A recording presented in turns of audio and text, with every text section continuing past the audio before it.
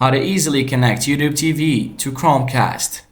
Want to watch YouTube TV on your big screen? Here's how to connect it to Chromecast in seconds.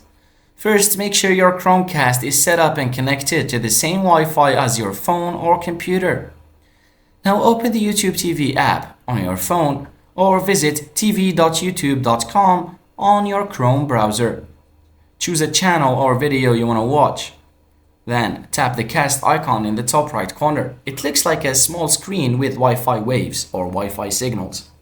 Select your Chromecast device from the list, and then in a few seconds your video will start playing on your TV.